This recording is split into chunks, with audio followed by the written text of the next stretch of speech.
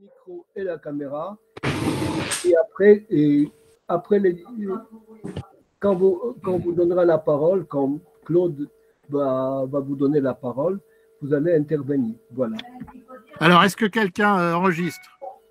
Normalement, Marc Safar est là, il va enregistrer l'ensemble. Oui. T'enregistres, génial. Ah bon, ça a déjà commencé, c'est bien.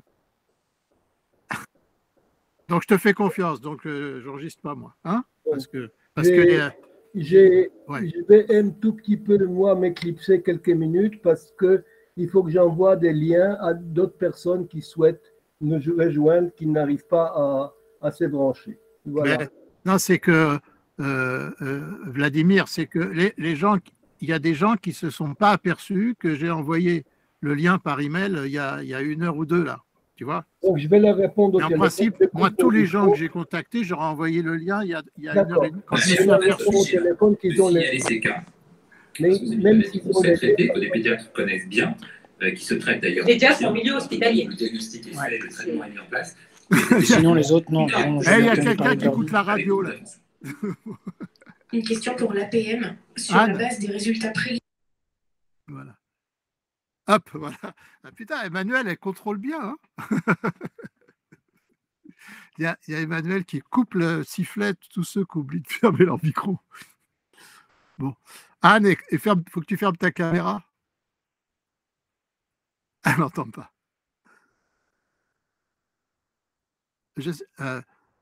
Ouais. Elle n'entend pas parce qu'il faut que tu lui remettes son micro pour qu'elle entende qu'on lui dise de... Puisque moi, je ne sais pas, moi, je suis censé voir Vladimir, je suppose, non? Bonjour. Oh là là, c'est vraiment le bazar. Tu m'entends, Vladimir?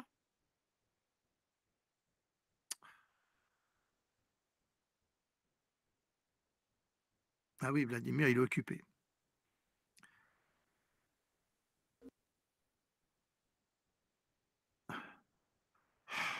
Voilà. J'ai du mal à... Vladimir, laisse-moi parler. Qu'est-ce que je dois voir sur mon écran, moi? Ben, normalement, sur ton écran, oui. Tu vois des côtés tous les gens qui sont à côté. Oui, non, au milieu. Et normalement, tu dois te voir toi. Ah, non. Oui, je me vois en haut à droite. Ouais. Voilà. Donc, tu te vois. Je pense j'ai beaucoup d'appels. Je suis obligé de vous quitter parce que les gens n'ont pas les liens. Mais donc, si, ils l'ont tous, mais ils ne regardent pas leurs emails.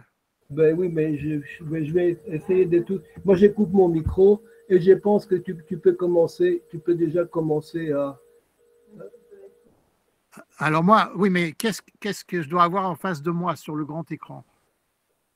Normalement, sur le grand écran, tu te vois toi, c'est tout, normalement. Ah non, moi, je suis en haut, moi. Ah, ça y est, voilà, d'accord. Ouais, tu mets tout en grand, alors, normalement, et tu dois te voir. Ah oui, mais... Voilà. Voilà. Ah oui, d'accord, je me vois. Bah, c'est pas très bon. Bon. Alors, tu me dis, vous me dites quand on attend encore un tout petit peu, si tu veux. Bon, écoutez, je pense qu'on va commencer à 45. Oui, c'est ce qui était prévu, hein. C'est ce qui était prévu. Oui, d'accord, mais bon, c'est prévu à 30, mais bon, étant donné les circonstances... Non, on a prévu que je commence... Non. On se connectait à 30 et on a prévu que je commençais, moi, à parler à 45. 45. Là, il est 42. Tu vois, ça va, on est tout à fait dans les temps. Hein, voilà. Et ça donne autant de gens de s'installer. Donc, il faut, oui. Il faut que tout le monde ferme ses micros et ses caméras. Tu n'arrives pas à te joindre? Comment? Il faut que les gens ferment leur micro et leur caméra pour que le son soit meilleur. Et puis, au moment du débat, on mettra les caméras et les micros. Alors, j'espère que tout le monde me voit et m'entend. Hein, s'il y en a qui a un problème, vous le signalez en conversation. Hein, voilà. Et en fait, on attend le... Là, il est 43, on a dit qu'on démarrait à 45, ça laisse encore du temps aux gens d'arriver. Donc c'est expérimental, hein. on démarre et on a un président de séance compétent avec Vladimir Kutovski, et puis de temps en temps Emmanuel Sofer intervient pour clouer le micro de ceux qui ont oublié de fermer. Je ne sais pas comment elle fait tout ça. Voilà. Hein, et on attend maintenant. Donc, Vladimir, t'es parti? Encore 2 minutes. Non, je suis parti parce que j'ai répondu à quelqu'un au téléphone. Voilà. Donc, normalement, dans 1 minute exactement. Tu n'as plus rien à dire aux gens là pendant que tu y es? Pour le moment, donc, on a annoncé les thèmes que tu vas annoncer. Donc, j'ai dit aux gens que c'est donc notre deuxième café philo. Normalement, il y a d'autres gens qui vont nous joindre d'autres pays aussi. Donc, normalement, nous aurons un café philo tous les 15 jours. Le prochain, ça sera fait par Izzy Morgenstern qui va vous dire à la fin le thème. Ensuite, ça sera Isabelle Cohen, de Mémoire de la Shoah, qui va vous parler des thèmes qu'il aura choisis. L'idée, c'est que tous les intervenants sont libres de leurs thèmes et ils parlent de ce qu'ils ont à cœur. Voilà. Alors maintenant, je pense que le mieux, c'est qu'on commence notre conférence et que je salue aussi mon ami Jean-Pierre Sapsouk de Bruxelles qui vient d'arriver. Et puis je saluerai les autres par écrit ensuite. Alors combien on est là maintenant? Parce que moi je ne vois pas. Ça Normalement, nous sommes 56 et personne à l'écran. Bon. Voilà, M. Kaufmann, voilà, il y a des gens qui viennent de Pologne, de Grèce, etc. Voilà. Ah oui, parce que… 57, oui. Nous sommes 57 actuellement. Donc, on a plus que ça parce que dans une pièce, il peut y avoir plus qu'une personne. Oui. Alors, Claude Berman, il est 45. Voilà. Il y en a un qui dit qu'on est 63, en fait. Tu vois. Oui, il y a 63. Bon. Moi, j'ai dit 57, mais je n'ai pas tous les éléments. Mais non, mais ça augmente. C'est comme, tu vois… bon, je ne vais pas faire d'humour noir. Hein. Disons, c'est quand même… Alors, Claude, oui. Tu as la parole. Je coupe mon micro maintenant. Alors, attends… voilà, bon, je ne sais pas pourquoi, là, il y a Sabine Curiel qui dit j'ai essayé, mais on ne sait pas quoi. Alors, bon. Bon, en tout cas, maintenant, je ne tiens plus compte, moi, des messages que je reçois, des emails, de la conversation. Là, pour l'instant, donc, je prends la parole. Hein, voilà. Donc, je redis à tout le monde que… je m'excuse, hein, parce que voilà, en fait, après des recherches approfondies, c'est de ma faute. Quand dans le bon, on est plusieurs groupes, tout ça, mais enfin, les gens que moi j'ai prévenus, eh bien, en fait, que j'ai prévenus lundi et hier, ils n'avaient pas le lien, hein, le vrai lien, voilà. Et ça, c'est une maladresse, une distraction de ma part. Alors, j'ai réparé ça cet après-midi quand je l'ai su, grâce à une amie qui m'a prévenu. Donc là, j'ai envoyé le lien absolument à tous ceux que j'ai prévenus. Mais après, il y a ceux qui n'ont pas eu l'idée de revoir leurs emails il y a 1 heure ou 2. Voilà. Alors c'est ça, ça crée de la confusion. Et puis les autres qui ont été prévenus par Sabine ou par, comment dire, Vladimir, eux, en principe, ils ont tous eu directement le lien. Voilà. Alors bon, c'est expérimental. Moi, je pense, je ne suis peut-être pas le seul à penser ça, que ce procédé, malgré ses limites, parce que c'est quand même pas pareil qu'être en présence les uns des autres, ce procédé va se développer, même si le confinement diminue, parce que ça permet à beaucoup de gens pour qui il est compliqué de se déplacer, pour des tas de raisons. Hein. Moi, j'ai des souvenirs, j'ai fait des conférences où les gens venaient de banlieue à Paris le soir, sous la pluie, avec les embouteillages, les transports en commun bourrés, enfin, c'était héroïque. Hein, voilà. Alors que là, il est assez facile, finalement, une fois qu'on sera un petit peu habitué à la machine, de se réunir. Évidemment, c'est un peu bizarre, hein, comme disait mon ami François Ardeven, on est comme des cosmonautes en habitacle, ça c'est le côté austère. Alors voilà, donc, assez de préliminaires. Donc, la seconde chose expérimentale, de ma part, là, c'est que j'ai décidé, puisque Vladimir me donnait le choix du thème. En général, quand j'interviens, on m'impose un thème, mais là, j'avais le choix du thème. Et donc, pour pas trop me disperser, j'ai repris un article. Donc, moi, j'ai distribué à tout le monde, mais que ceux qui l'ont pas l'auront plus tard, je vais en parler, voilà, qui va me servir de support. Et alors, quel est le thème? Comme je l'ai indiqué, ce thème est lié tout simplement à notre situation. Pourquoi? Parce que l'article que j'ai fait, je l'ai fait pour l'espace éthique de l'assistance publique, dans lequel je fais des cours d'éthique depuis très très longtemps. Et comme là, ces cours sont suspendus, c'est même moi, je vais faire un cours le 13 novembre, toute la journée à l'hôpital Saint-Louis, avec, je ne sais pas, 50 ou 60 médecins, infirmières, tout ça. J'ai dit stop. Donc, j'ai moi-même reporté ce cours. Et je ne sais pas si on s'était consciemment concerté, mais le soir même, nos chers dirigeants politiques ont fermé tous les établissements d'enseignement. Voilà.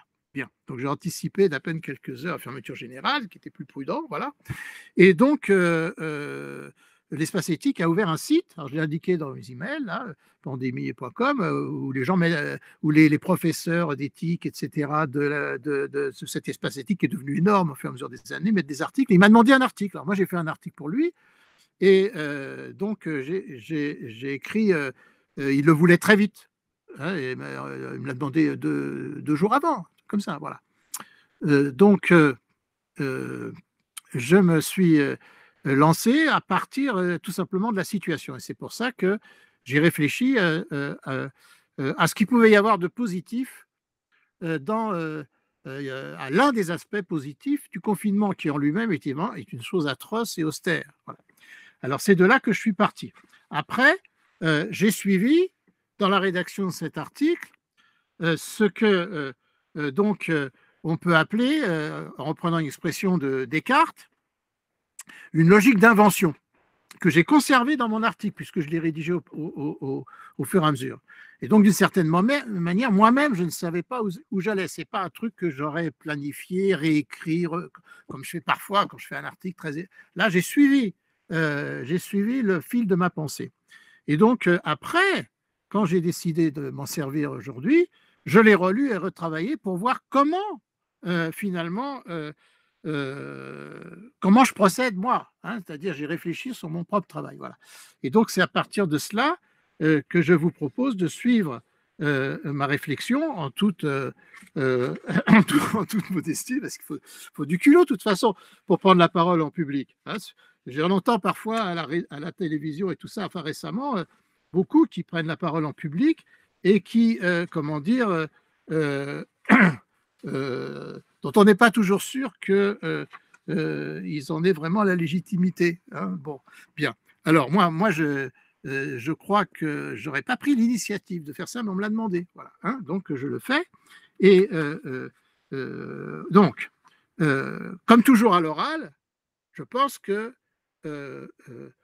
même si je ne vais pas parler très longtemps, puisqu'on a dit 50 minutes, donc ça jusqu'à 20h55. Donc, mais je préfère annoncer le plan. Déjà à l'écrit, il faut montrer son plan. À l'oral, encore plus, il faut que les gens puissent suivre. Voilà. Donc, on prend un peu de recul tout de suite. Voilà. Et donc, je me suis aperçu que j'ai suivi une démarche en quelque sorte à reculons, comme ça, à partir de la situation de confinement et de mon expérience propre de ce confinement. Voilà. Et après, évidemment, des références, des idées, des références me sont venues à l'esprit et se sont organisées. Alors d'ailleurs, j'ai une amie qui m'a écrit « Il y a trop de références dans ton truc et tout. » Bon, voilà. Mais c'est pas fait pour être lu vite. Donc c'est pour ça que je me suis permis des références. En fait, j'ai calculé dans mes 3, ça fait en tout 2 pages et demie, et il y a 15 références. Bon, ce qui est déjà énorme, mais il pourrait y en avoir 100, quoi. Voilà. C'est ce qui me passe par l'esprit, mais voilà. En tout cas, quelle a été la méthode? Et voilà, mon idée, c'est que mon expérience, et ça alors, il y a 5 idées, hein, il y a 5 paragraphes dans mon texte, il y a 5 idées. Hein, voilà. Alors, la première idée, finalement, j'ai réfléchi, au fond, dans le premier de mes paragraphes, l'idée, le concept qui est derrière, hein, c'est quelque chose qui m'est apparu après coup. Hein, voilà. Le concept à propos duquel ma pensée s'est mise en œuvre, c'est le fait que, bizarrement, le confinement est une occasion de gratitude. Hein, j'ai mis un moment à trouver le mot et tout, alors je m'explique. Hein. Voilà. On se retrouve beaucoup plus souvent, hein, je ne dis pas, il y a beaucoup de gens qui ne sont pas confinés seuls, et heureusement, hein, puisque les gens qui sont seuls, c'est encore plus difficile. Hein, surtout, on ne peut pas beaucoup sortir, tout ça. Voilà. Bon. Alors, c'est vrai qu'on est très, très sollicité. Moi, depuis que je suis enfermé, comme on dit, je suis sollicité tout le temps. Et puis, c'est facile, hein, par SMS, par email, par WhatsApp, par téléphone. Voilà. Bon. Mais il y a quand même des plages, justement, de rien, hein, parce que la liberté de mouvement, hein, a été comment dire, profondément entravée, limitée. Voilà, ça c'est ça d'abord. Hein. Or il est facile de réaliser que limiter la liberté de mouvement, si je puis dire, c'est un très vieux truc. Hein. Là, c'est déjà prendre conscience que ça existe depuis très longtemps. C'est un vieux truc, justement, pour réfléchir. Hein, donc, on peut en prendre quelques brefs exemples. Hein, l'exemple le plus célèbre, attendez. Oui.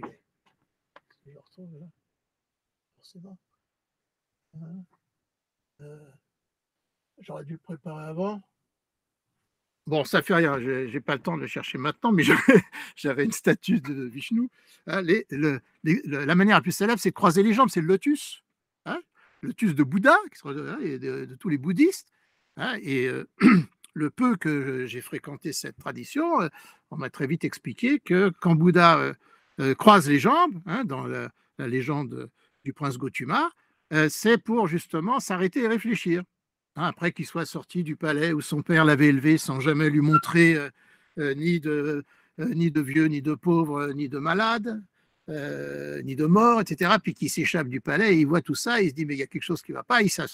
Mon père ne m'a pas tout dit, le monde, il ne m'a pas parlé de la souffrance. Il s'assoit, hein, ça c'est dans tout c'est le béaba, le midrash du bouddhisme, si vous voulez. Hein, il s'assoit, il croise les jambes, hein, la position du lotus, qui en réalité n'est pas du tout facile à prendre, hein, pour ceux qui ont fait un peu de yoga. Voilà.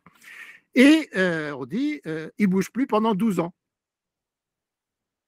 Et au bout de 12 ans, il se lève et il a trouvé la voie de la délivrance, et il commence à marcher le long d'un fleuve en enseignant, et en parlant à haute voix, et sans faire exprès, et les gens le suivent et l'écoutent. Voilà, ça c'est la légende de Bouddha, Siddhartha, le prince Gautama, tout ça. Voilà.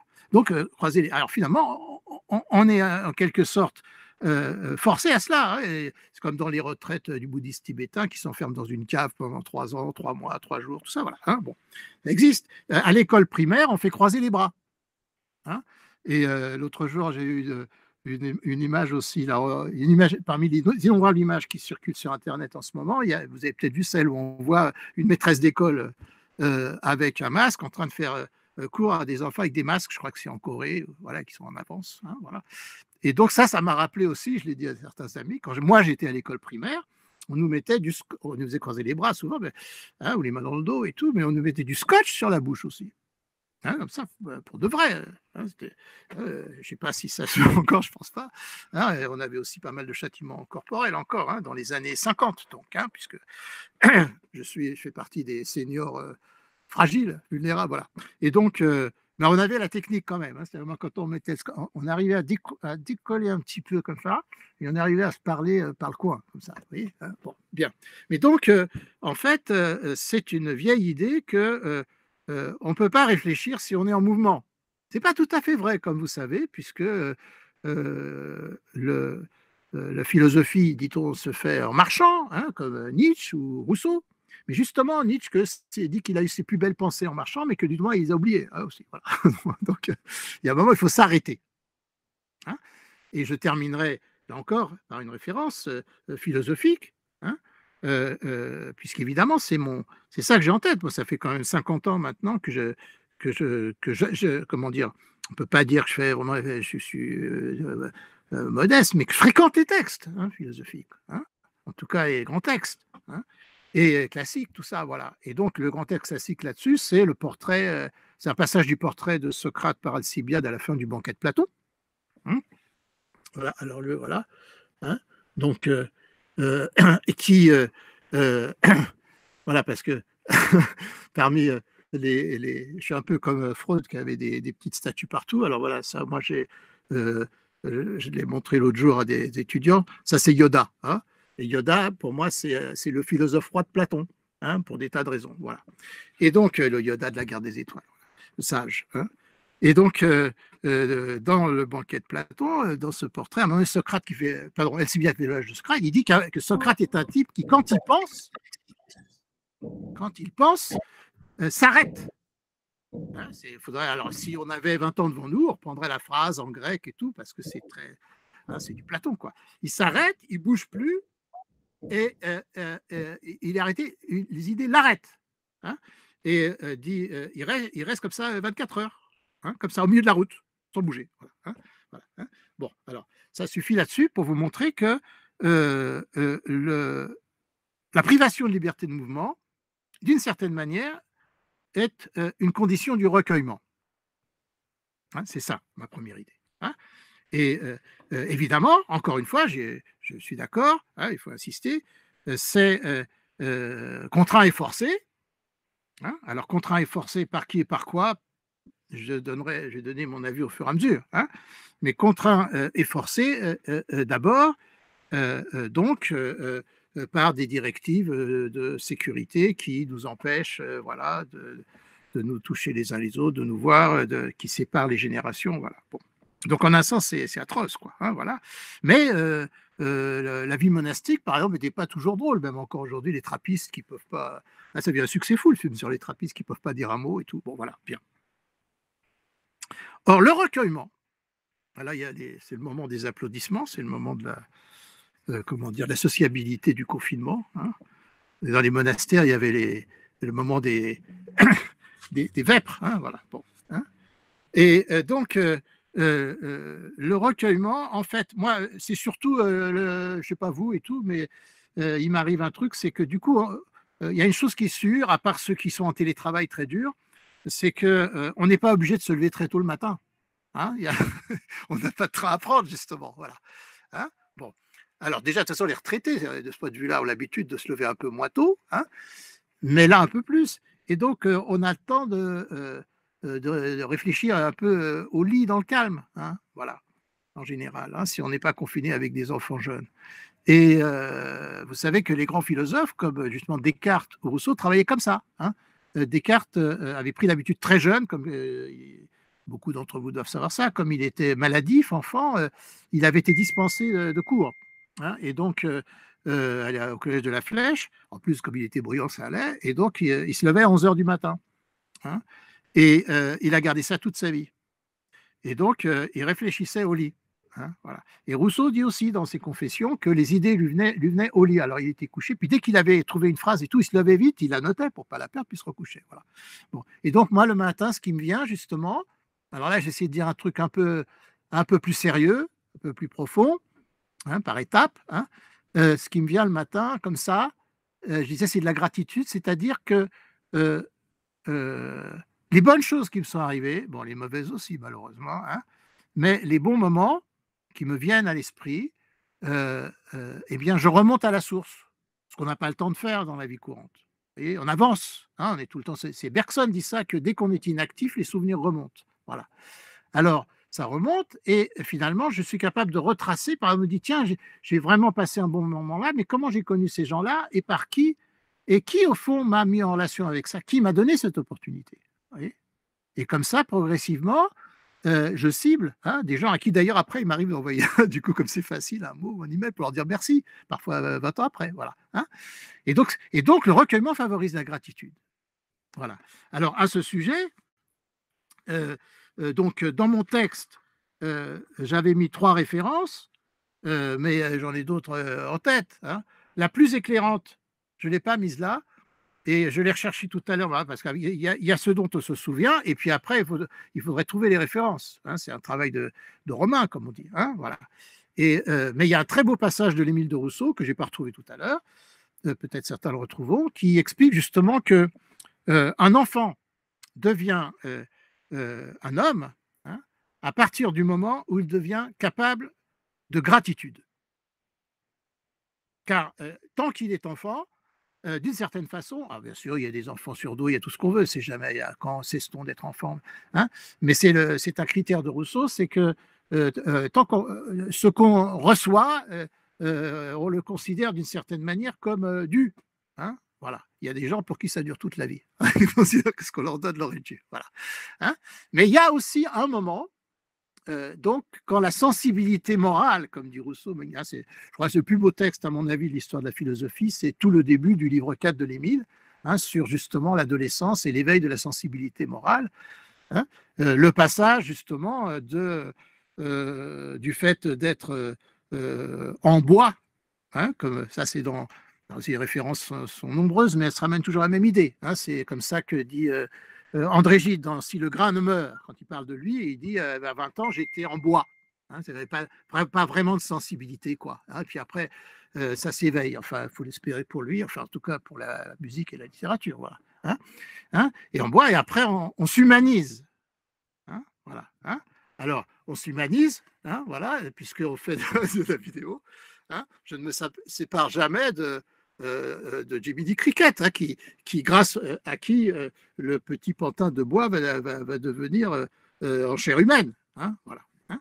Et donc, ça, c'est une référence littéraire, Collodi, 1860, Pinocchio à Florence. Et en fait, c'est toujours pareil, ces trucs qui paraissent pour enfants sont très sérieux. Bon, bien.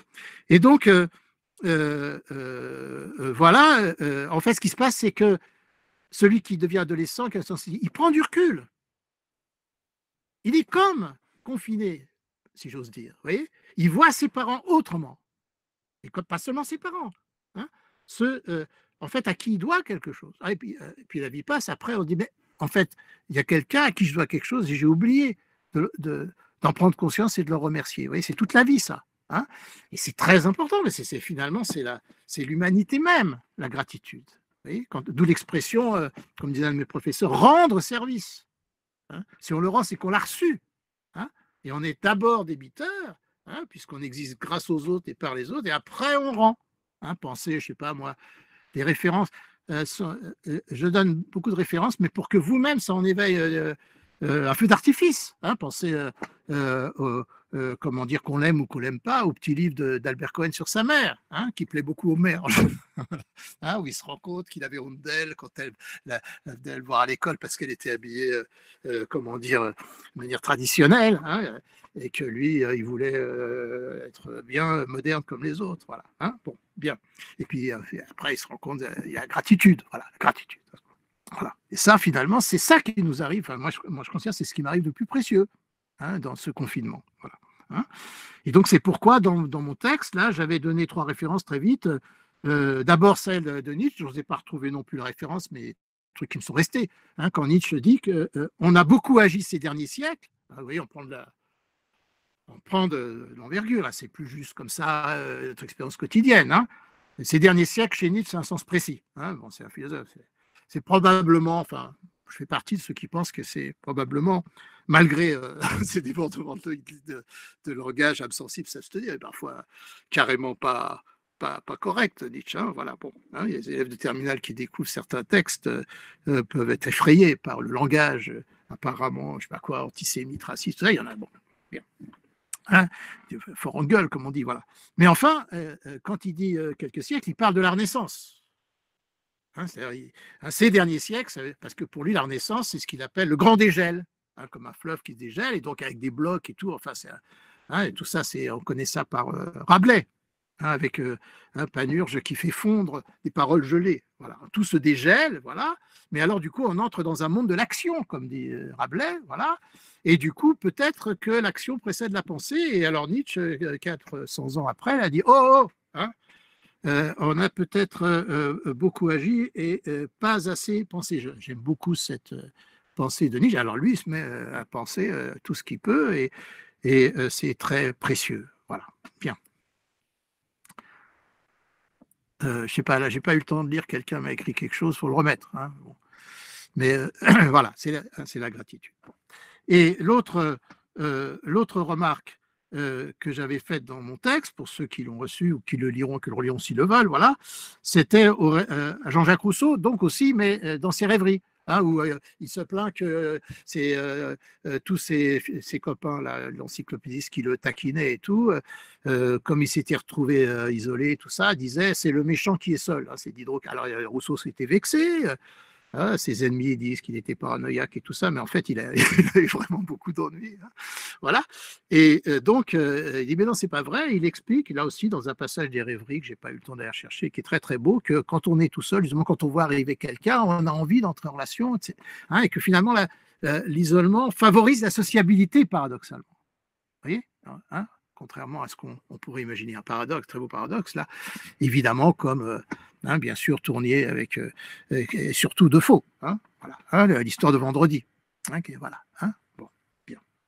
Repris avec Wilson, hein, dans, hein, justement, si vous suivez l'actualité, là, comment dire, comment définir la gratitude? Ben, je suis en train, hein, je viens de dire, la gratitude consiste, alors je redis de manière théorique puisqu'on me le demande, avant de prendre un dernier exemple, la gratitude consiste à prendre suffisamment de recul par rapport à un service ou un bien qu'on a reçu, hein, pour prendre conscience de qui, après tout on peut y insister parce que c'est une idée tellement importante, ça m'est beaucoup arrivé de le développer, mais, hein, qui finalement a comment dire, fourni ce service au lieu de vouloir le service lui-même. Hein, voilà. Hein, donc, du coup, j'ai perdu le. C'est pas très grave. J'ai perdu l'exemple que j'allais donner. Hein, et donc, je continue de manière abstraite. Hein, et donc, finalement, éprouver de la reconnaissance. Hein, et le mot le dit, envers celui dont on s'aperçoit que ce qu'il a fait pour vous, il l'a fait librement et gratuitement. Donc, dans gratitude, il y a gratis. Donc, la gratitude, c'est la prise de conscience de la gratuité en même temps, fondamentalement. Et particulièrement de l'acte gratuit de celui qui, directement ou indirectement, vous a fait du bien. Et donc, la conscience du fait que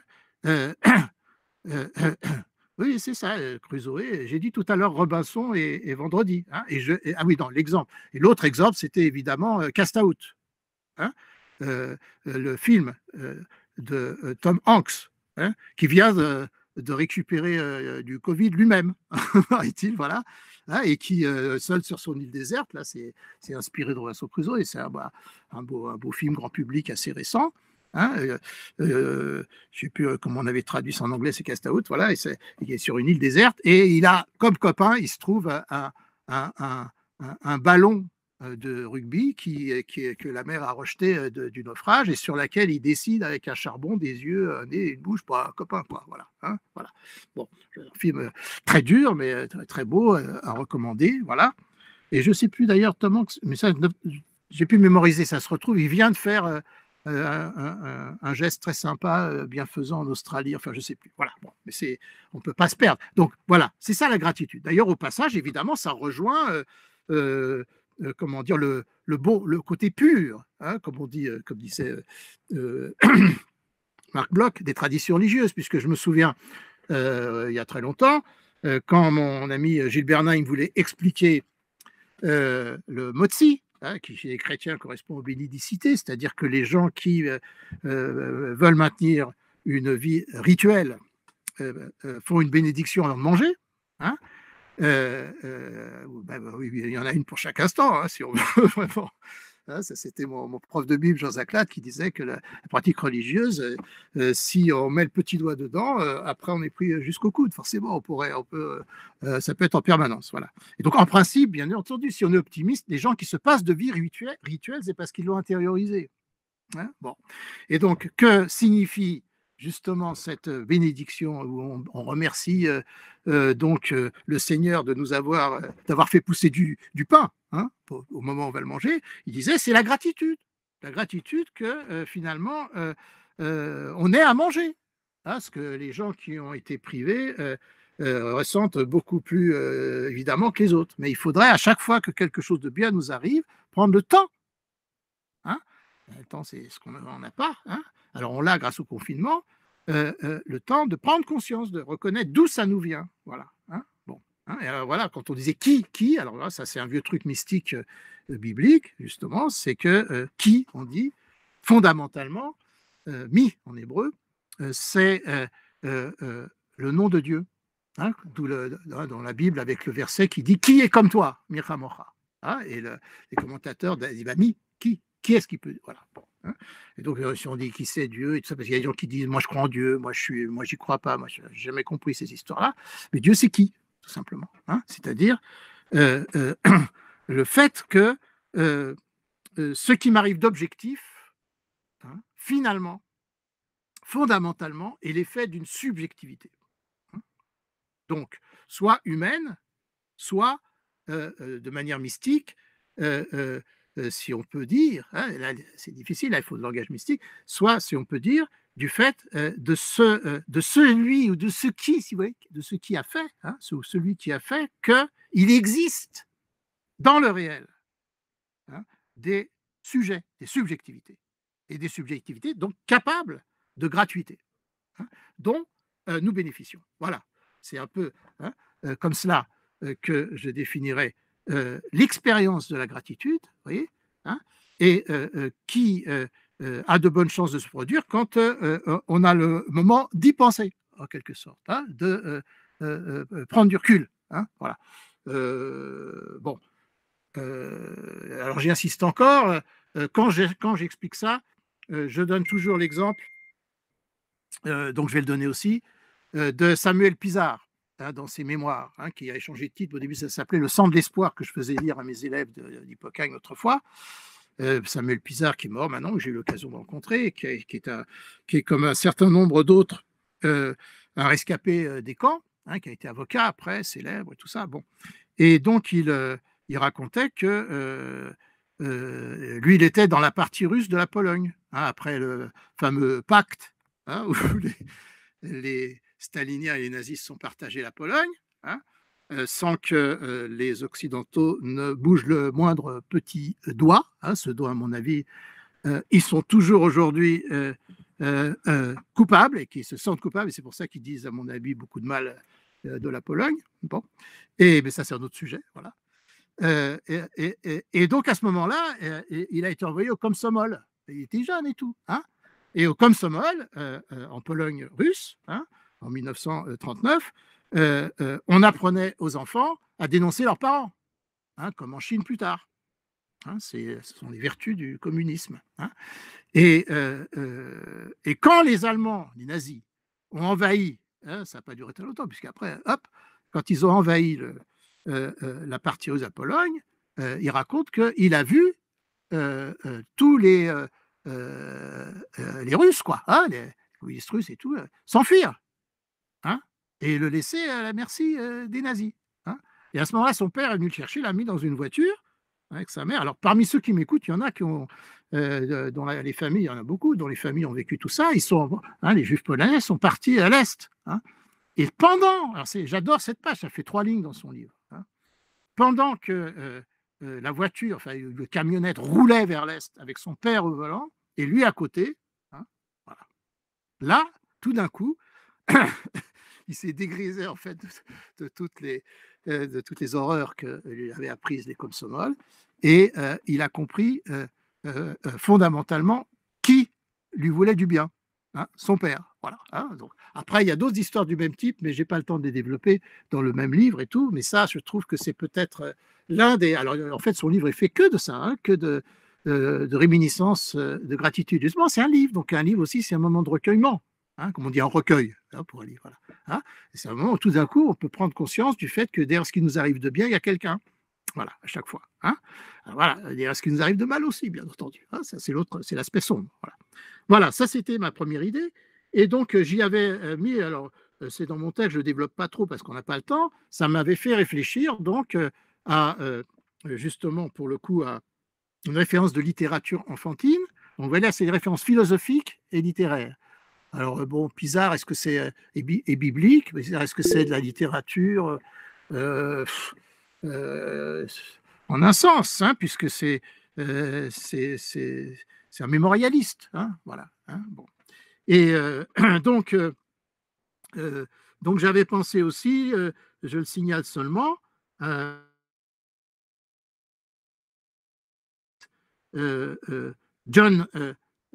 Jonathan Livingston, le goéland, hein, Seagull, dont un film a été tiré et qui est donc l'histoire bien connue dont on en a fait des films, des dessins animés, des livres et tout, qui a eu un très grand succès.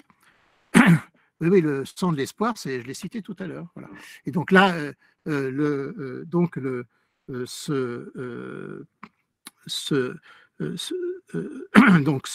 petite nouvelle, on peut dire, hein, a été écrite par un pilote de l'air américain, c'est intéressant, et traduite par un pilote de l'air aussi. Hein, voilà. Et c'est l'histoire d'un goéland qui supporte plus, comment dire, les chipoteries entre les goélands qui se donnent des coups de bec tout le temps. Hein, voilà. Hein. Vous savez, les oiseaux qui vivent en bande comme ça par terre. Et lui, il s'en va. Hein, il y a un petit. Il y a un phoque blanc comme ça aussi dans Kipling, hein, qui s'en va. Hein, voilà. Hein, c'est l'individualité. Hein, voilà. Il y a aussi Fourmise avec Woody Allen, hein, pour le dessin. Mais il s'en va, hein, et il monte plus haut. Et ça, c'est intéressant parce que c'est Pilote de l'air qui écrit ça. Hein, et donc, je le cite après, ça se retrouve aussi chez Saint-Exupéry. Hein. Le fait, pour quelqu'un qui a l'expérience d'avoir, c'est pas pareil d'être passager, hein, mais d'avoir conduit un avion, hein, c'est vrai aussi pour les cosmonautes. Vous voyez, à ce moment-là, c'est de s'élever au-dessus de toute la médiocrité et de tout ce qui nous empêche justement où on est trop proches les uns des autres pour prendre le recul qui permettrait la gratitude.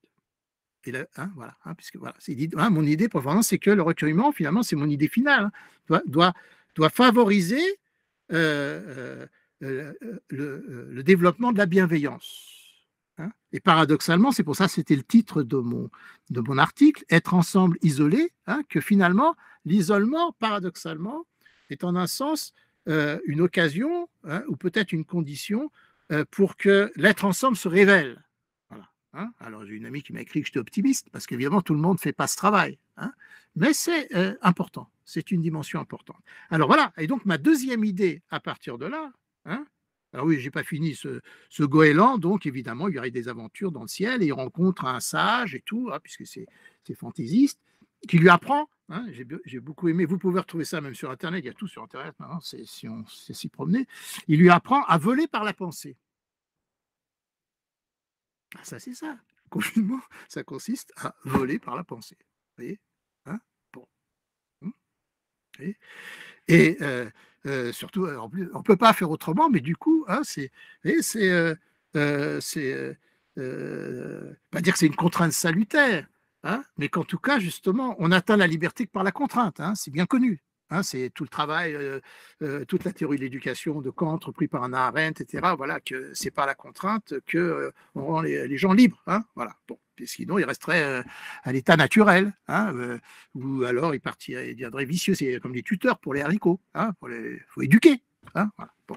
Et donc, le recueillement, l'isolement joue ce rôle. Vous voyez, hein, et donc, il apprend à voler par la pensée et à aimer ses semblables. Vous voyez, ça, c'est la leçon de Richard Bach, hein, celui qui a écrit cette. Voilà. Alors, tout ça, c'est déjà énorme. On a déjà pris du temps. Et c'est le plus important, c'était finalement ce que d'abord m'est venu à l'esprit, toute cette question m'est revenue à l'esprit, toute cette question justement du recueillement comme condition de la gratitude, et que finalement, l'adolescent qui commence à éprouver de la gratitude et de la reconnaissance, vous voyez, c'est que justement, alors, ce qui correspond à lui, chez lui, à ce recueillement, hein, c'est que commençant à devenir capable, avoir l'imagination, vous voyez, hein, vraiment ce que Rousseau appelle la sensibilité morale, hein, c'est-à-dire commençant à devenir sensible aux abstractions, au raisonnement, et pouvoir imaginer, comment dire, chez l'autre, un sujet libre, pensant comme lui, vous voyez, découvrir la liberté des autres quand on découvre la sienne propre.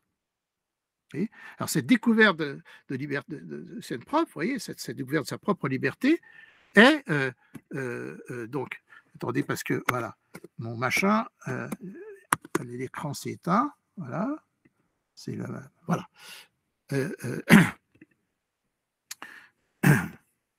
Alors voilà, maintenant ça. Voilà. Et ça fait une pause comme ça. Hein. Voilà. Et alors, de quoi il s'agit, n'est-ce pas, finalement? Quel est le terme général qu'il y a derrière ce que j'appelle ce recueillement, ce confinement, cet isolement? En fait, c'est ma deuxième idée. C'est tout simplement, ça c'est un concept philosophique très important, c'est la distance. Hein, et ce paradoxe fondamental, hein, bon, dans la littérature, dans la philosophie, mais aussi donc, dans la Bible, hein, que la distance est la condition de l'alliance. Hein, il faut séparer pour unir. Hein, ça, c'est le fameux paradoxe du terme berit, hein, l'alliance. Bon, les gens qui ont fait d'hébreu, ils connaissent le mot alliance, hein, avec un majuscule, parce qu'il a été répandu partout par le christianisme. Hein, mais l'ancienne alliance, la nouvelle alliance, etc. Alliance en hébreu, c'est berit. Et berit, en hébreu, ça veut dire séparation. Hein, alors, par exemple, Marcel Beauchamp, l'exégète catholique, malheureusement, je n'ai pas connu personnellement, et c'est de ma faute, ça aussi, des trucs que je me rends compte. Il y a un tas de fois dans ma vie où des gens m'ont proposé de me présenter quelqu'un. Et Beauchamp, de son vivant, il est mort après. Hein. C'était Derjanski, mon grand ami, on parlait comme ça dans la rue, il me dit, si tu veux, je t'emmène chez lui, parce que c'est son copain. Je lui dis, on ne va pas comme ça aller chez les gens et tout, on verra quoi. Rien vu du tout. Après, j'ai fait autre chose, il est mort et tout, je ne l'ai jamais vu. Voilà. Hein. Il y en a plein comme ça, je pourrais en citer. Voilà. Et il y a d'autres gens, au contraire, paf, je les ai vus, même je les ai vus une fois. Hein. Il y en a un qui vient de mourir, là, Henri Weber, je racontais à des amis. Je l'ai croisé 100 fois dans ma vie, mais je l'ai vraiment vu qu'une fois, parce qu'une fois, vraiment, j'avais dîné chez lui, on avait passé toute une soirée. Hein, et il m'avait dit plein de choses qui, maintenant que j'écrirais peut-être, hein, ça serait bien pour sa famille et tout, c'était formidable. Mais après, j'ai passé à autre chose, puis lui aussi. Hein, voilà. Hein. Donc, il ne faut pas manquer les occasions de rencontrer les gens. Vous voyez, hein. Et pour ça, évidemment, tout ça, c'est ce qu'on devrait apprendre tout jeune. Hein. Mais comme disait Dutronc, on nous cache tout, on nous dit rien. Comme tout le monde, j'ai beaucoup souffert, moi, des lacunes de mon éducation, même si mes parents, la République, tout ça et tout, et aussi un peu les institutions juives et tout, ont fait tout ce qu'ils ont pu, hein, mais c'était pas assez, mais je connais de la gratitude. Parce que, voilà. Bon. Alors, après, donc la distance, c'est ma deuxième grande idée. Hein. Et là, donc, évidemment, un autre aviateur m'est venu à l'esprit.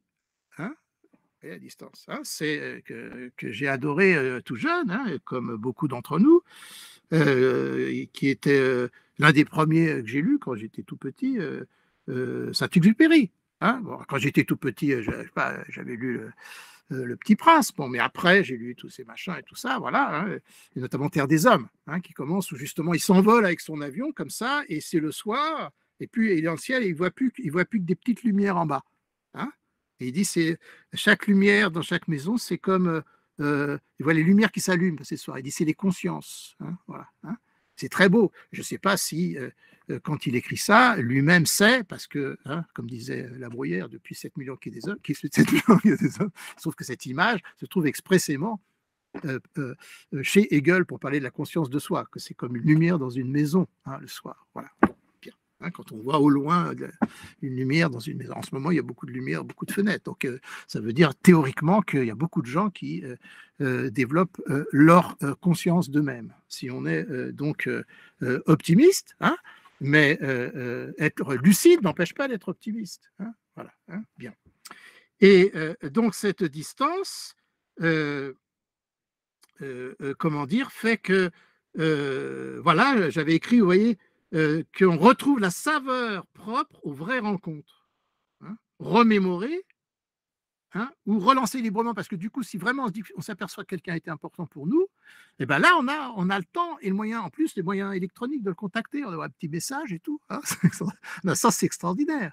Vous voyez, hein, on ne pourrait pas faire ça si on avait la liberté de mouvement.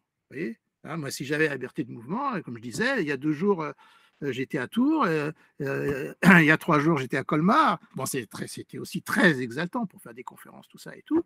Mais du coup, on est toujours sur la brèche. Voilà, hein.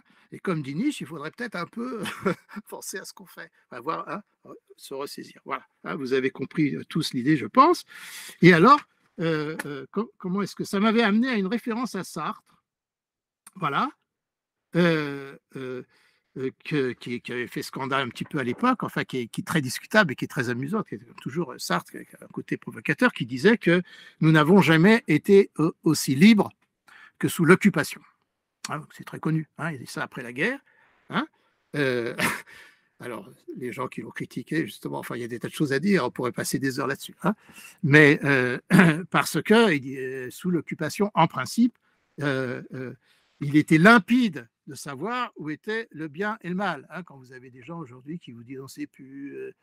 Moi, j'ai vu quand je travaillais à l'INRP, à pédagogie, il y avait une prof d'histoire, je ne dirais pas son nom, qui était venue nous dire on ne sait plus quoi enseigner, on ne sait plus où est le bien et où est le mal. Bon, c'est pas rassurant. Hein, voilà, hein. Mais alors, ça, dit voilà, sous l'occupation. Bon, en réalité, c'est pas si simple, parce que je vois sous l'occupation, il y a beaucoup de gens qui étaient un peu perdus, comme on sait. Hein. Bon, bien. Mais enfin, l'image est belle. Hein. Et pourquoi cette référence m'est venue à l'esprit? Hein, parce que, justement, moi aussi, paradoxalement, je trouve que nous n'avons jamais été aussi ensemble, hein, que sous la contrainte de l'isolement forcé. Oui, voilà, il y a quelqu'un qui vient de m'écrire que ça n'a pas. C'est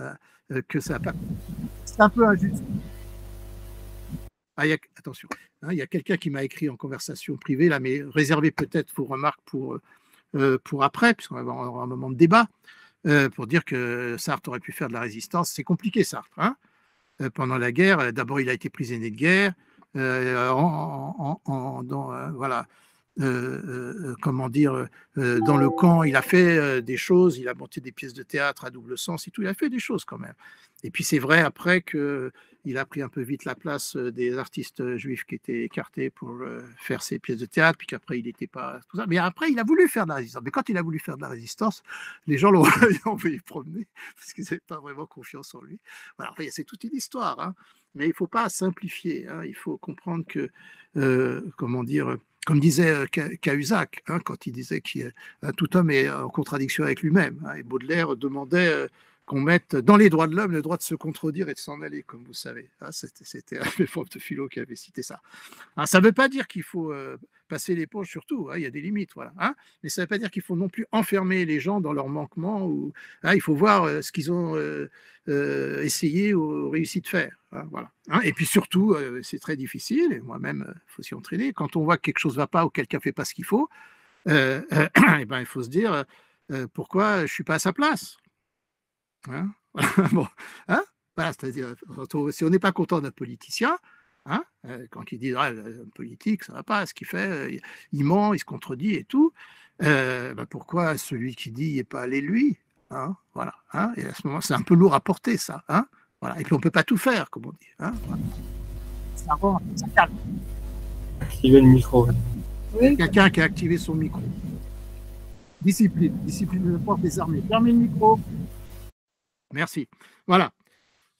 Alors, voilà la deuxième idée. Hein, c'est que finalement, l'isolement nous rassemble parce qu'il nous donne de la distance. Et donc, il nous permet de prendre conscience de la qualité subjective de nos semblables. Voilà. Alors, il faut avancer. Hein, il est déjà 32, je m'arrête à 50, hein, 55. Hein, voilà. Il y a encore 3 idées, en remontant toujours. Hein, voilà, hein. je me suis aperçu après, mais c'est normal, puisque même sans être... j'ai connu des gens beaucoup plus cérébraux que moi, infiniment. Mais enfin, comme ça fait 50 ans que je fais ça, finalement, mon esprit travaille de manière organisée. Mais sans que... Hein, ça, c'était l'une des premières leçons à l'époque que je faisais quand j'étais tout jeune.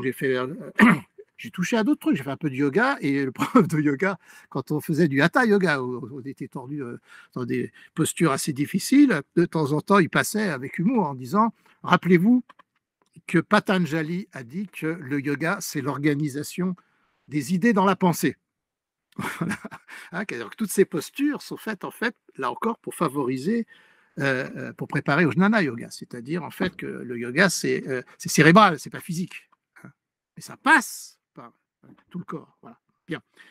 Et comme disait Alain, qui disait que tout l'art commence par l'expression corporelle, et la danse et tout avant d'arriver à la poésie. Hein. Bon, bien.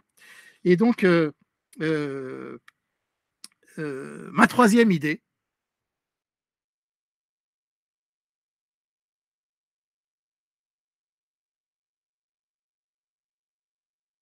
attention, hein, Nathalie Cornwell a coupé mon micro, je ne sais pas comment elle a fait, je ne sais pas comment elle a accès. Voilà, ça y est, je l'ai remis. Bon. Hein, en plus, Meet Google, c'est pas comme Zoom, alors il faut apprendre tous ces trucs-là, c'est différent. Il ne faut pas me couper mon micro, mais par contre, il faut couper le vôtre. Avec un remis de sien là. Voilà, bien sûr, on y arrive. Ça fait des pauses. Hein, voilà.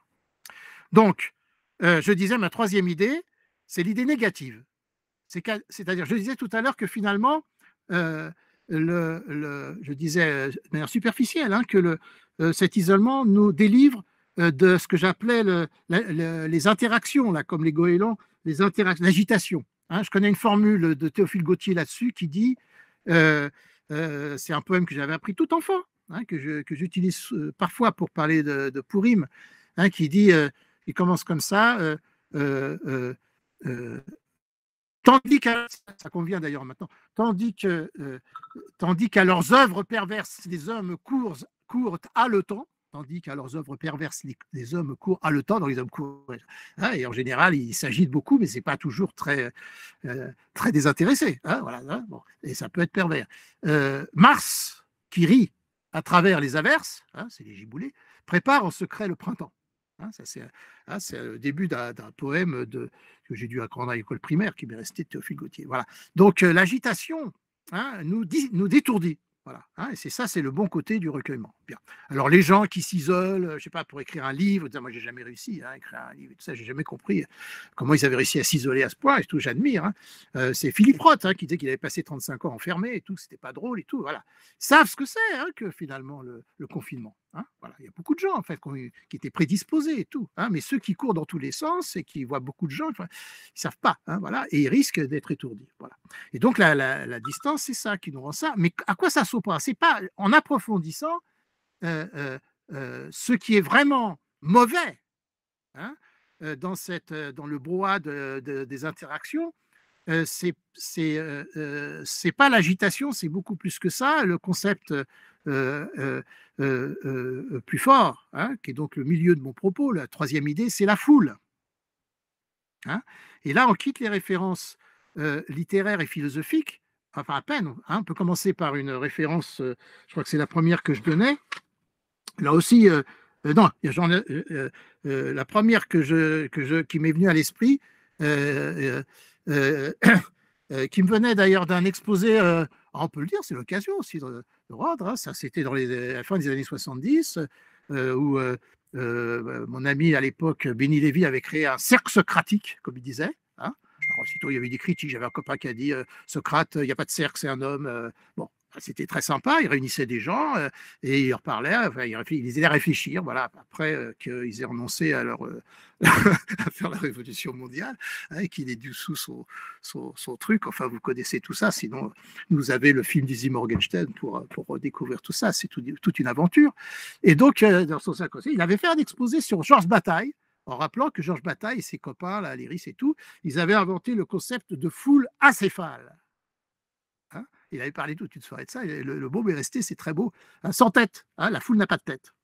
Alors précisément, ce dont on a besoin justement pour prendre la distance, pour se recueillir et pour éprouver de la gratitude, c'est d'une tête. Hein. Dans la foule, il n'y a pas de tête, et c'est pour ça que, donc, référence philosophique, Bataille, c'est pas exactement la philosophie, c'est un essayiste, on peut dire, hein, mais c'est quand même finalement quelqu'un qui a beaucoup écrit, qui a beaucoup réfléchi, qui était souvent très lucide. Hein. C'est l'un des rares qui avait compris tout de suite ce que signifiait le nazisme, des 34, il n'y en a pas 36, hein, il y en a quelques-uns, tout ça. Il y a un numéro de Philosophie Magazine là-dessus qui cite les réactions des intellectuels dans les années 30, et on voit l'aveuglement de la plupart des gens qu'on connaît, et comment quelques-uns seulement rarement, hein, comme Georges Bataille ou Lévinas et quelques autres, ont compris ce qui se passait, hein, très vite. Bon, Bataille était un type très lucide, et donc il avait la hantise de la foule. Hein, et cette hantise, justement, c'était, alors si on remonte maintenant un peu en arrière, c'est la fameuse formule de Kierkegaard, la foule, c'est le mal. Hein, là encore, il faudra chercher la référence et tout. Kierkegaard, ça fait 30 volumes. Et mais c'est très parlant, hein, parce que justement, la foule est acéphale, c'est-à-dire que la foule est dans l'étourderie totale. Hein. Bon, ça renverrait, bien entendu, au veau d'or. Hein, bon. Mais plus près de nous, hein, j'avais cité, moi, un livre que j'avais trouvé formidable, qui était un livre à mon frère, je crois, que j'avais trouvé et que j'avais lu, hein, puisque parfois, bon, souvent, mon petit frère avait des livres intéressants que je n'avais pas. Hein, bon, moi, j'en ai donné, mais je lui ai répliqué d'autres. Et donc, c'est La psychologie des foules, hein, de Gustave Le Bon. Là, on n'est plus dans la philosophie ni la littérature, on est dans les sciences sociales. Hein. Et c'est un livre extraordinaire. Alors, dans mon texte, je ne vais pas le reprendre, j'avais pris quelques citations que vous pouvez trouver sur Internet de ce livre, hein, où il décrit justement le fait que les foules ne connaissent que les sentiments simples et extrêmes. Hein, voilà, il n'y a aucune réflexion. Voilà. Donc, c'est très dangereux. Et où, en plus, ce qui est très beau, c'est qu'il fait le rapport entre les foules médiévales, si on peut dire, hein, c'est-à-dire le millénariste, tout ça, les guerres de religion, tout ça, même médiévales, hein, sans parler du XVIe siècle et tout, et puis les mouvements de foule modernes, il écrit à la fin du XIXe siècle. Hein, et il y a déjà eu un tas de problèmes avec ça, hein, au moment des révolutions, et il peut pressentir, hein, comme Nietzsche l'a pressenti, que ça va se développer au XXe siècle. Hein, voilà. Et donc on a ça, alors notamment, surtout, ça m'est venu aussitôt après à l'esprit, avec les essais de Freud sur la psychologie collective. Hein. On ne va pas s'étendre aussi. Alors voilà, donc tout à l'heure, on avait Yoda, donc, et puis vous avez vu Jiminy Cricket, mais comment dire, j'ai mon superviseur aussi, hein, que j'ai ramené j'ai pas Freud quand même, toujours à portée de la main, et qui me surveille, hein, il fait la supervision de ce que je dis, même si j'ai jamais eu la chance d'être psychanalysé, et que j'ai ramené de son merveilleux musée à Londres, hein, voilà, hein, où lui-même avait eu finalement le bon sens de se replier quand ses amis l'y ont invité, alors qu'il ne se rendait pas compte, bien qu'il ait beaucoup parlé du danger des foules, hein, de l'aveuglement, du charisme du chef, etc., et de tout ce qui va avec.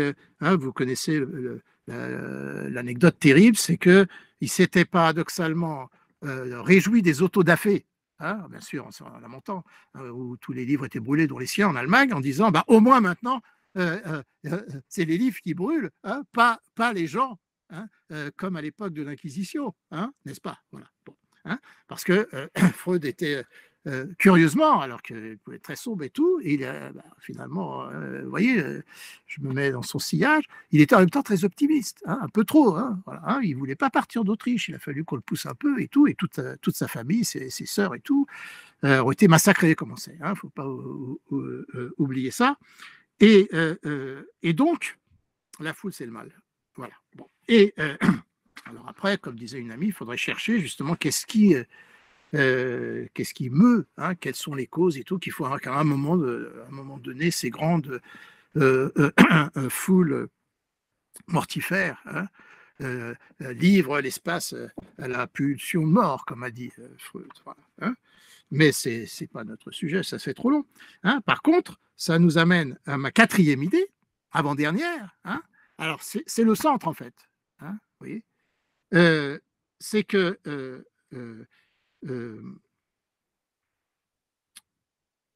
nous sommes isolés pour nous protéger du mal, Emmaël. Hein, vous voyez. Alors, le mal, qu'est-ce que le mal et tout, hein.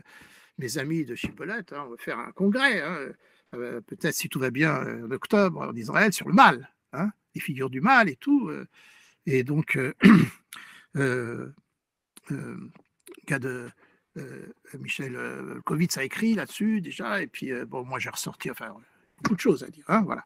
Mais enfin, le mal en ce moment, là, il est clair, c'est le coronavirus, c'est le Covid, c'est le mal. Bon, lui, comment dire, il nous veut aucun mal, il veut juste se reproduire, comme on dit. Voilà. Et donc, il y aurait des choses à dire là-dessus aussi, mais ce n'est pas le moment.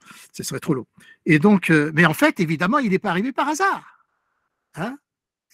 Bien sûr, il y a toujours eu des épidémies, etc. etc. Bon, enfin là, justement, c'est spécial. Il y a plusieurs raisons, comme on sait. On va pas passer, je ne vais pas faire maintenant, ça sera un exposé en lui-même sur les causes de la pandémie. Mais enfin, tout le monde est d'accord sur le fait que c'est d'abord l'abus de la promiscuité avec les animaux sauvages et la déforestation, donc il y a une sorte d'hubris, d'avidité, voilà, et puis que cela ensuite n'est pas été enrayé par les dirigeants. Il y a une négligence politique, voilà, on y vient. À mon avis, le sens ici, il est politique, voilà, et je vais essayer de vous montrer, et que les causes de cette pandémie sont liées d'une part à laxisme, paradoxalement, de la tyrannie chinoise, qui aurait dû depuis longtemps fermer ses marchés à bestiaux, et aussi peut-être sécuriser ses labos. Bon, bien. Donc ça, c'est du laxisme. Et paradoxalement, comme Hannah Arendt déjà et beaucoup d'autres après l'ont dit, de l'État SS, comme dans le livre Behemoth, là, dont l'auteur m'échappe dans l'instant, l'État SS, c'était le bazar, c'était informe, c'était pas du tout un État organisé, comme on croit. Et c'est pareil pour tout ce qui est tyrannique, est en même temps informe, flottant, pas structuré, et donc irresponsable, déjà. Et ensuite, la deuxième cause, comme on sait, maintenant, c'est l'absence de liberté d'expression,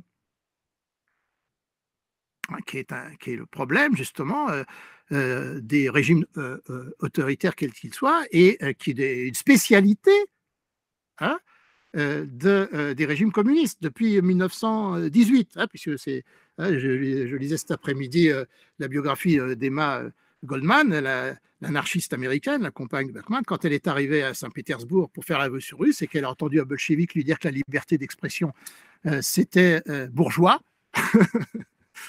Elle est repartie. C'était fini. Voilà. Et c'est de là que date l'hostilité radicale des anarchistes à l'égard des communistes, qui date en fait de 1918. Bon, bien sûr, après avec les massacres d'anarchistes en Espagne et tout ça. Voilà, bon. Et il faut rappeler à ce sujet que mai 68 était beaucoup plus dans son état d'esprit anarchiste que communiste, même si certains croient ou l'ont vécu comme étant un événement. Ce que détestaient avant tout les gens en mai 68, c'était le Parti communiste. Bon, voilà, bien. Et aussi, les trotskistes. Voilà, je rappelais tout à l'heure à un ami que moi, en mai 68, où j'avais 17 ans et tout, j'étais un peu écervelé et tout, mais j'épousais de ces causes généreuses, je me suis fait passer à tabac par des trotskistes. Voilà. Ça n'empêche pas ma sympathie pour Henri Weber, qui après avait changé de point de vue aussi. Les trotskistes, ils n'étaient pas du tout favorables à mai 68. Bon. Les maoïstes encore moins. Bon. Autre sujet. Par contre, justement, qu'est-ce qu'il y a de politique ici, dans le confinement? On touche point essentiel. On est isolé. Même ceux qui n'ont pas lu mon texte doivent y penser tout de suite. C'est l'isoloir. La condition de la démocratie, c'est l'isoloir. Ça, c'est Jean-Jacques Rousseau, qui est bon, pas dire mon Dieu, mais ceux qui m'accompagnent depuis, je l'ai connu dans le secondaire déjà. Et je me rends compte que d'abord, je suis loin d'avoir lu Rousseau en entier parce que j'ai pas lu que ça. Voilà, je suis pas un spécialiste de Rousseau. Certains de mes amis ont vraiment beaucoup plus travaillé Rousseau que moi et tout, mais il m'a accompagné toute ma vie. Voilà, il y a une gratitude énorme à l'égard de Rousseau. Pas seulement pour la politique, mais d'abord. Et donc, l'isoloir qui, comme vous savez, alors ça c'était Dominique Régnier, mon ami à Sciences Po, une fois qu'il a fait une conférence pour expliquer que l'isoloir, il a été introduit en France au début, peut-être certains d'entre vous ne savent pas ça, au début des années 1900, mais en fait par la droite, justement pour que les ouvriers qui allaient voter réfléchissent avant de voter à l'intérêt immédiat de leur famille, au lieu de s'emballer pour le grand soir et à l'époque, comment ça s'appelait, le syndicaliste révolutionnaire, hein, vous voyez, hein, des années 1905 et tout ça, hein, voilà, hein, que Clémenceau, comme vous savez, avait fermement combattu. À l'époque, on ne prenait pas de gants. Hein. Bon, enfin, je dis à l'époque en France, parce que de nos jours, il y a beaucoup d'endroits où on ne prend pas de gants non plus. Hein, voilà. Bon. Mais comme des gens ici qui trouvent déjà qu'on n'en prend pas assez ici. Hein, voilà, bien. Et donc, l'isoloir, c'est contre les mouvements de foule, c'est le fait que chacun doit penser par lui-même, et c'est l'autonomie du citoyen, hein, qui est la condition justement de l'être ensemble démocratique. C'est précisément, à mes yeux, avec le recul et tout, ce que les révolutions communistes ont détruit. Hein. En Russie, j'ai écrit un texte là-dessus il n'y a pas longtemps encore, hein, parce que la révolution en Russie, c'est la République, c'est Kerensky.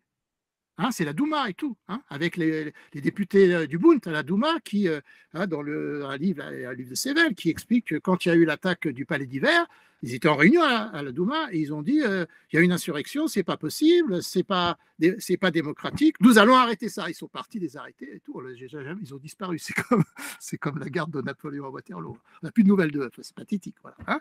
Et la révolution en Chine, c'est Sun Yat-sen. Hein, relisez sur Wikipédia sa notice, elle a eu lieu en 1914. Hein. Sun Yat-sen, c'était un républicain. Hein.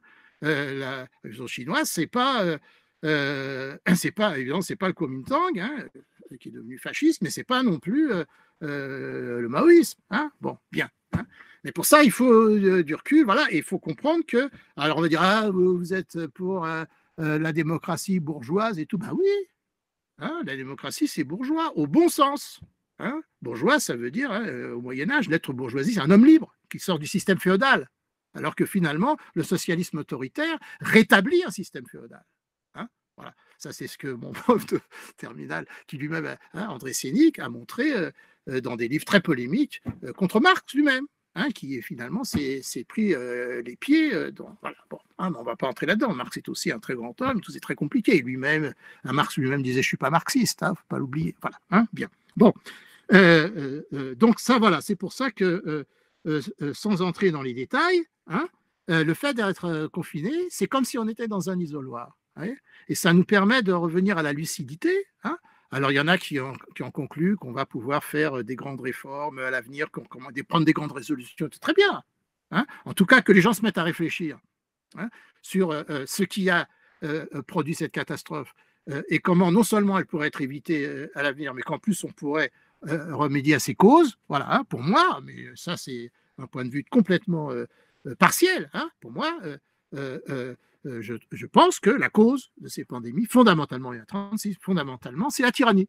Hein, je pense que, à tort ou à raison, je pense que ça ne se serait pas produit tel que ça s'est produit, comment dire, si tous les pays du monde étaient démocratiques.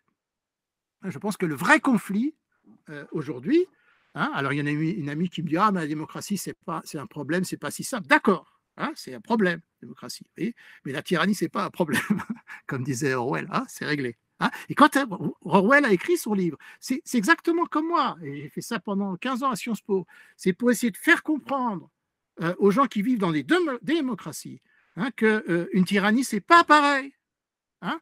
Moi, mes étudiantes chinoises à Sciences Po, elles me disaient mais quand on leur parlait de démocratie et que la Chine était une tyrannie, elles disaient mais on ne savait pas tout ça, on ne nous a jamais dit tout ça en Chine. Vous voyez, hein, les gens qui vivent dans une tyrannie, souvent, s'en rendent pas compte parce qu'ils croient que c'est normal, hein, que c'est comme ça. Vous voyez, hein. Et donc, il faut pouvoir faire l'expérience. Alors, j'avais beaucoup d'autres choses à dire, hein, mais là, je vois qu'il est déjà 51. Hein, alors, je devais m'arrêter à 50. Hein. Donc, je n'insiste pas là-dessus. La formule que j'avais dit, c'était donc cette quatrième idée, voilà, que je parlais de l'être ensemble démocrate de citoyens égaux, attentifs les uns aux autres, soucieux d'être éclairés et informés.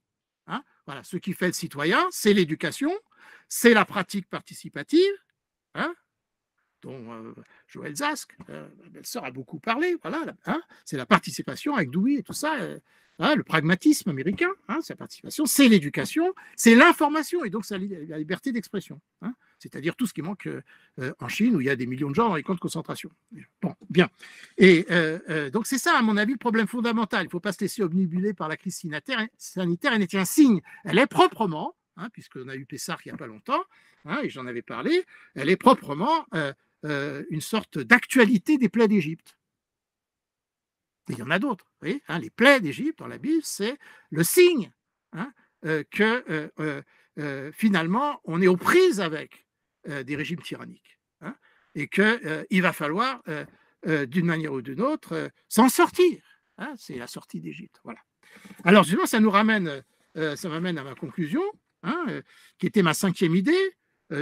Ma cinquième idée sur laquelle déjà j'aurais pu faire toute une conférence, hein, mais je m'adapte. Je devais faire 50 minutes, je déborde un petit peu, hein, encore 2 minutes. Hein, mais pour ceux que ça amuse, samedi, j'ai participé comme ça à un truc sur Zoom où j'ai parlé 5 minutes. Hein, et le lundi d'avant, j'ai fait un cours pour des étudiants pendant 6 heures. Donc je m'adapte. Hein. J'ai l'habitude de dire que mon grand-père était marchand de tissus qui vendait à la découpe. Voilà. Alors, je conclus.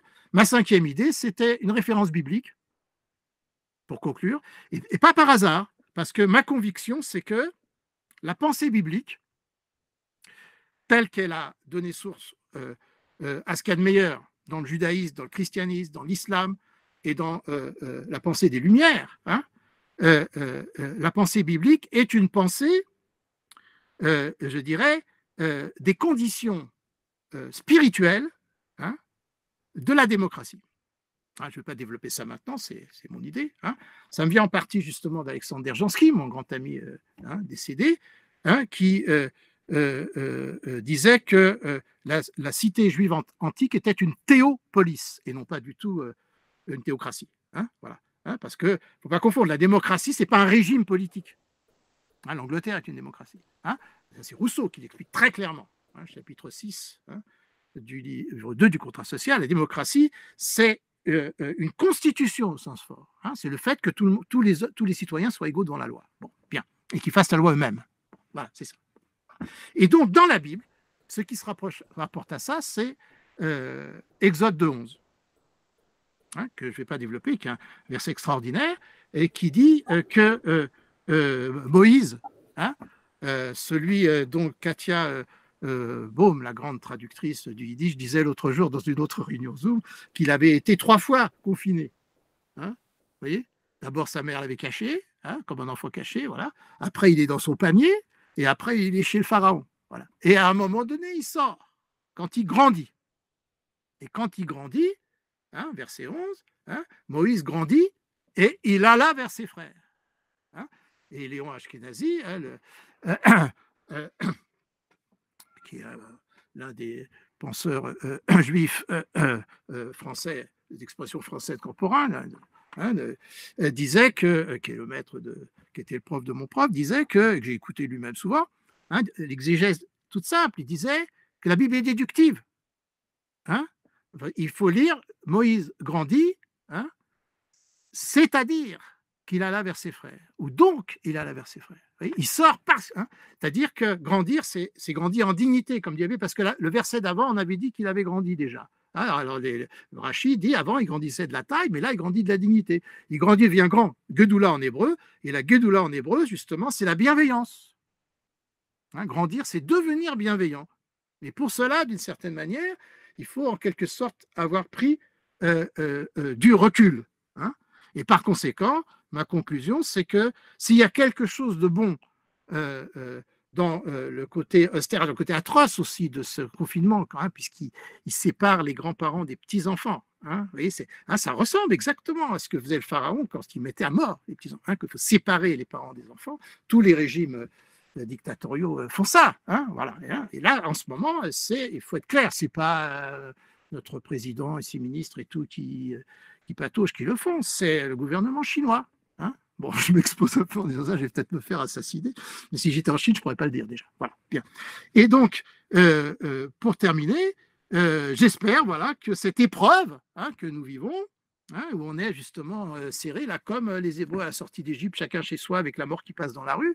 Voilà, certains m'ont fait remarquer que j'avais fait quelque chose il a indiqué quelque chose sur le livre d'Esther, je n'ai pas le temps de le reprendre maintenant, mais peut-être j'y reviendrai. Il y a beaucoup d'allusions au biblique à ce genre de situation, au fond, voilà, parce que la Bible nous parle de l'actualité toujours, c'est ça sa force. Voilà. Elle n'a pas été écrite en un jour. Voilà.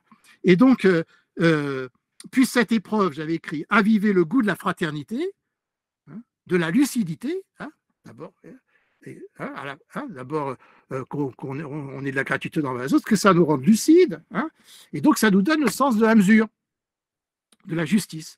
Et j'appelais ça les seuls vrais boucliers de notre commune vulnérabilité, puisque le Covid-19 nous fait sentir notre vulnérabilité.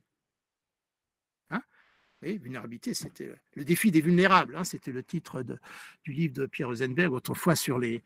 Ceux qui ont connu Charles V, Charles V, la fac, sur les romantiques anglais. Voilà.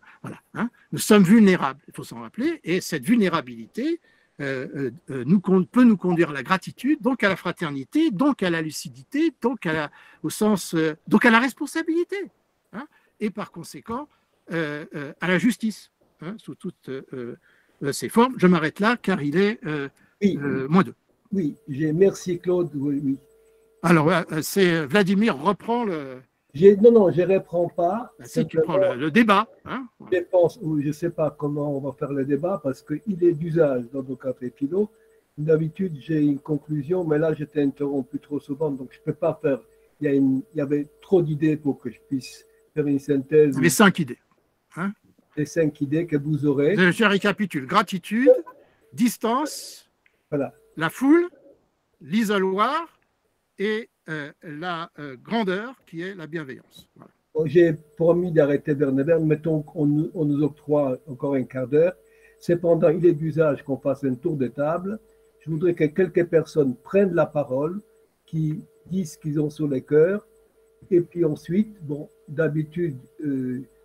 On va faire comme ça. Donc, moi, je ne dis plus rien parce que j'ai parlé 50 minutes. Non, mais tu dois répondre aux questions si les gens ont des choses, parce qu'il y a quand même beaucoup d'idées et beaucoup d'idées de toutes sortes qui ont été annoncées, qui laissent à réfléchir.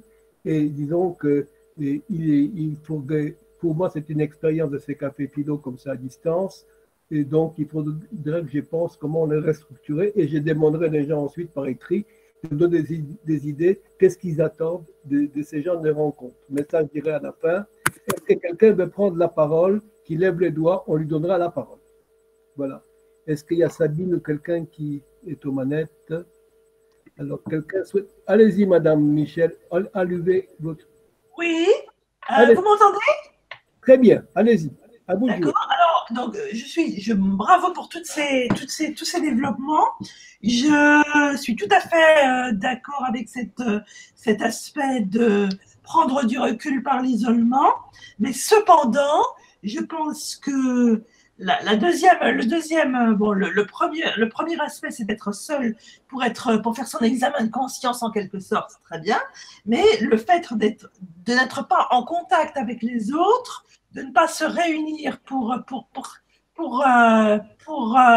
célébrer cette fraternité, pour être ensemble, pour partager, ça nous manque quand même. La preuve, c'est qu'il y a cette réunion ce soir et où nous débattons à une 60aine de personnes, nous allons parler là, et c'est ça qui nous manque.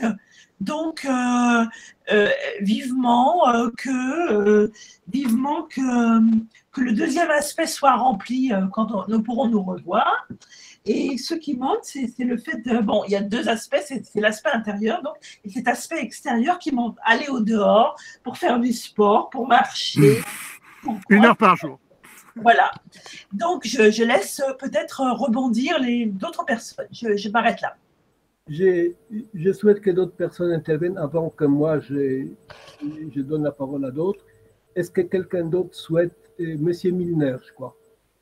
Oui, mais je voulais juste. Max.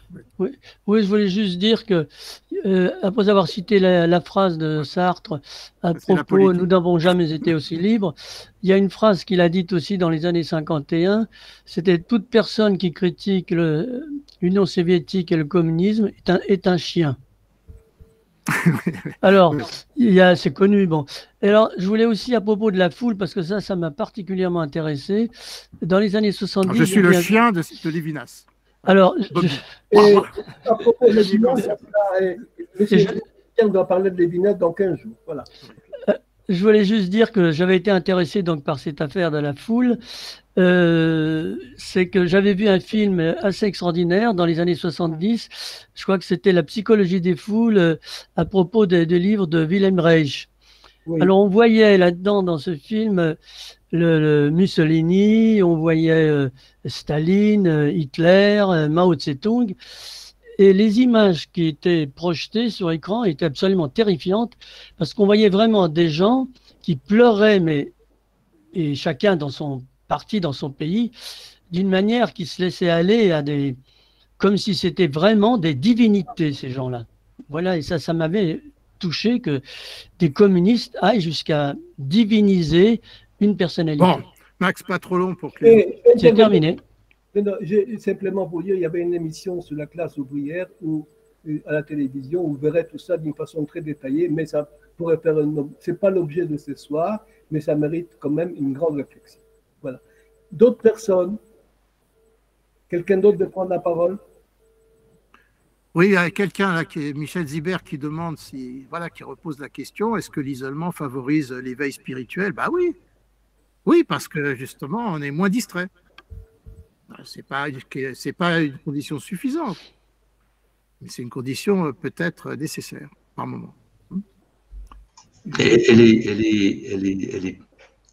est nécessaire, mais elle n'est pas suffisante. Alors, voilà. Faudrait savoir ce qu'il manque pour compléter et pour enrichir cet isolement, le faire cultiver. Qu'est-ce qui manque? Il manque quelque chose, parce que vous avez des gens qui sont isolés et qui restent extrêmement négatifs. Ce qu'on fait, c'est ce qu'on fait. Il faut justement réfléchir ensemble, et grâce à l'électronique. C'est le bon côté, c'est le côté golem de l'électronique, c'est que ça permet la réflexion en commun. Il y a d'autres questions. Est-ce qu'il faut continuer le tour des tables? Disons que je pense que je voudrais que les gens m'envoient leurs suggestions pour mieux organiser ce genre de séance, pour que les gens ne sortent pas frustrés de la séance, parce que tout le monde doit pouvoir s'exprimer. Donc, y a-t-il... on me demandera, les 5 qui vont, je vais vraisemblablement à tous vous envoyer des idées. Vous pourrez aussi faire les commentaires. Je pense que Marc Safar a fait une vidéo qui vous sera transmise. Et ensuite... Attends, parce que pendant que tu parles, il y a des gens qui communiquent par texto. Voilà, c'est ça. Tout le monde voit leur texto. Tu regardes le texte, tu appuies sur qui communique par texte. Donc, non, j'ai vu ça, mais il faut répondre quand même, non? Alors, vas-y. Non, je ne peux pas répondre à tout. Hein, mais... Marc, par exemple, celui qui craint que, justement, on aille vers un régime de surveillance. Bon, évidemment, c'est un risque réel, hein, comment dire, cela favorise l'habitude, hein, comme on a dit, n'est-ce pas, que le dépistage et tout pouvait favoriser l'intrusion dans la vie privée. Il y a des gens qui se sont alarmés de ça. C'est justement tout le travail de l'autonomie démocratique, hein, de faire en sorte qu'on puisse recourir aux besoins nécessaires, hein, sans pour autant être aliéné par eux. C'est un petit peu, si vous, une comparaison très simple, c'est la guerre. Hein. Il y a des moments, le pacifisme peut être une ignominie. Et donc, il y a des moments où il faut faire la guerre, donc il faut avoir une armée. Hein. Il y a des gilets jaunes qui demandaient la suppression de l'armée.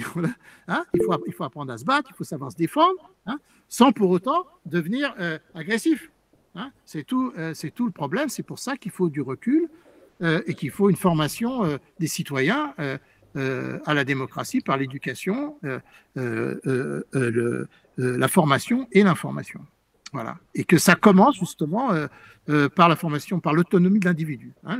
L'autonomie de l'individu est une conséquence de la solidarité sociale et non pas le contraire. Hein. Ça, c'est Durkheim qui l'a montré. Hein. Peut-être mon ami Marc Ehrlich, qui connaît bien la Pologne, et qui a écrit un mot, peut-être qu'il souhaite intervenir, il n'a peut-être pas l'habitude de ces gens de café philo. Marc, est-ce que... Prochain.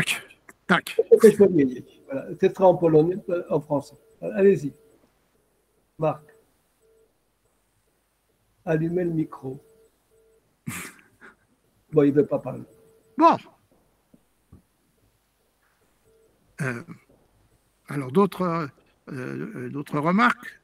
Sinon, moi, je continue, attention. Hein. Non, mais on va peut-être arrêter à 9h24. Marc, oui, ce que j'ai pas dit, qui est dans mon texte, hein, c'est que justement, cette autonomie de l'individu, qui est souvent aussi décriée sous forme d'individualisme, etc., c'est précisément, fondamentalement, l'acquis de la modernité.